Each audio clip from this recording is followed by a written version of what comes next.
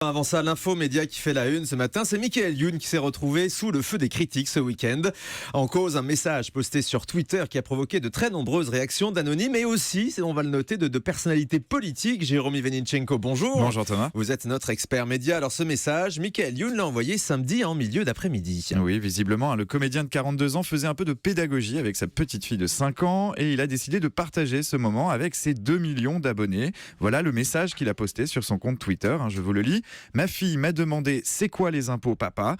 J'ai mangé la moitié de son pain au lait. Elle a compris. Alors on imagine la scène autour de la table de la cuisine à l'heure du goûter qui inspire à Michael Youn cette réflexion sur les impôts. Ça semble anodin, sauf que voilà, sur Twitter, rien n'est vraiment anodin. La moindre petite phrase peut susciter l'émotion. Samedi, ça n'a pas loupé, ni une ni deux. Michael Youn se prend une volée de bois vert de la part des internautes. Sur la forme, il critique sa sortie, son manque d'inspiration, jugeant qu'il s'agit d'une mauvaise blague vue et revue. Et puis d'autres s'attachent au fond. Ils ne veulent pas voir de second degré dans ce message, mais stigmatisent une attitude beaucoup trop simpliste. Il lui reproche sa vision étroite de la solidarité. Il s'inquiète ironiquement sur l'état de ses finances et il lui rappelle que les impôts sont avant tout un moyen de financer les services publics. Ce week-end, ils étaient très nombreux à se demander si ça aussi, Michael Youn l'avait expliqué à sa petite fille. Et puis des personnalités politiques sont donc entrées dans la danse. Oui, deux d'entre elles particulièrement actives sur les réseaux sociaux. La première, c'est Axelle Lemaire, la secrétaire d'État à l'économie numérique. Si la petite fille de Michael Youn a compris le rôle des impôts, la ministre sous-entend dans son message que ça n'est pas le cas de son papa.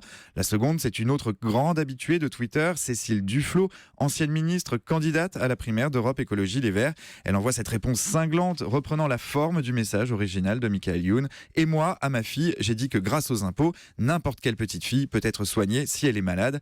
Et là, elle a compris. À ce moment-là, le comédien prend conscience que sa sortie était sans doute maladroite. Il essaye tant bien que mal de désamorcer cette bombinette médiatique qui est en train de lui exploser à la figure et poste un nouveau message, je cite « Je suis très fier de payer des impôts et de participer à la redistribution des richesses, mais il est trop tard, le mal est fait, surtout sur un sujet aussi sensible que les impôts. » Alors Twitter reste un terrain d'expression parfois très glissant pour les personnalités publiques. Oui, il y a une quinzaine de jours, on en a eu l'illustration avec Christine Boutin qui annonçait à tort la mort de Jacques Chirac, vous vous en souvenez. Twitter, c'est la communication sans filtre, ça présente des avantages, la proximité, une intimité même avec le grand public, mais aussi des dangers. Certaines personnalités ont des community managers, des personnes chargées de communiquer à leur place pour éviter les messages postés à la va-vite, à l'emporte-pièce et ceux qui risqueraient d'être mal interprétés. D'autres préfèrent s'en charger eux-mêmes et s'exposent donc aux critiques. Michael Youn en a fait les frais ce week-end.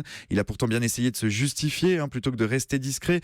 Il a décidé de remettre une bûche dans la cheminée en comparant sa sortie à celle de Serge Gainsbourg qui avait brûlé un billet de banque à l'antenne. Mais là encore, c'est plutôt pire que mieux. Résultat pour Michael Youn ce week-end, c'est ce qu'on appelle un bad buzz, une manière de faire parler de soi, mais dans le mauvais sens du terme, et ça tombe assez mal pour lui. Ça intervient 2 jours seulement après sa condamnation à 2000 € d'amende et à 4 mois d'interdiction de stade. Lors de la dernière finale de la Coupe de France entre Marseille et le Paris Saint-Germain, le comédien avait brandi un fumigène dans les tribunes du Stade de France. C'est formellement interdit et c'est surtout un comportement pas franchement citoyen. Voilà donc le bad buzz de Michael Youn qui a remis une bûche dans la cheminée. On va retenir l'expression. Merci beaucoup Jérôme Ivanichenko.